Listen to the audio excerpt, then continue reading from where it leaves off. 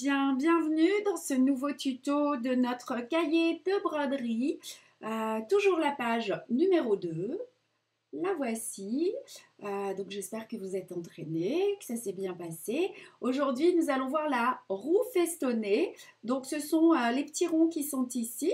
Donc toujours le point de feston, le même, qui se travaille de gauche à droite. Mais au lieu de piquer de manière verticale, nous allons piquer toujours au centre du point. Alors je fais ma petite transition et on commence. Donc, votre fil toujours est double. Je vais faire une petite nettée. Voilà. Sur ma roue festonnée.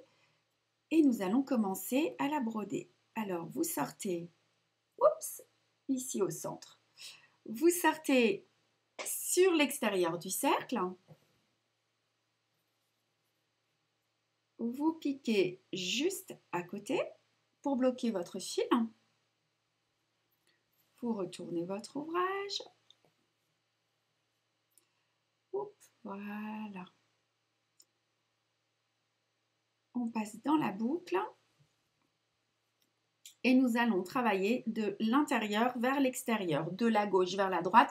Pour les gauchères, ce sera le contraire. Vous allez travailler de la droite vers la gauche. Alors, allons-y. Le fil sous le pouce, toujours. Vous piquez au centre et vous ressortez sur le trait. Voilà. Et vous allez donc tirer vers vous, au ras de la toile. Vous voyez, il n'y a pas besoin de tirer trop fort, mais hop, un petit coup sec quand même, pour que votre point soit bien maintenu. Le problème de cette roue festonnée, bien souvent, c'est que les points se lèvent après. Donc ça, c'est parce que vous n'aurez pas mis assez de tension.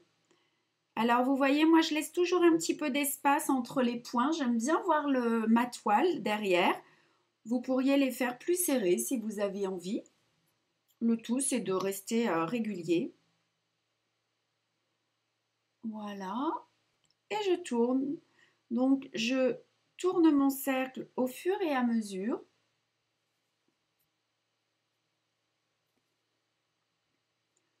Comme ceci. Et vous pouvez voir que au fur et à mesure, j'ai un petit trou là au milieu qui commence à se former et qui est dû à la tension en fait, puisque à chaque fois, je pique à l'intérieur du cercle, exactement au centre. Donc, j'avance. Et le petit enjeu qu'on a sur ce point, c'est la fin. C'est de réussir à fermer la roue sans que ça se voit en fait. Alors là, je vais refaire encore un point ici. Voilà. Et le dernier point, je vais le sortir dans le... Alors attendez, hop, excusez-moi, voilà. Dans le premier point, vous voyez? Vraiment là où sortait mon fil au tout début. Et je vais piquer mon aiguille entre le deuxième et le troisième point. Voilà. Vous retournez votre ouvrage.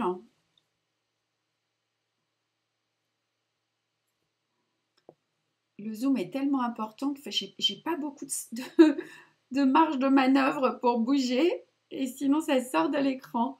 Voilà, vous passez 2-3 fois, vous prenez vos ciseaux, vous coupez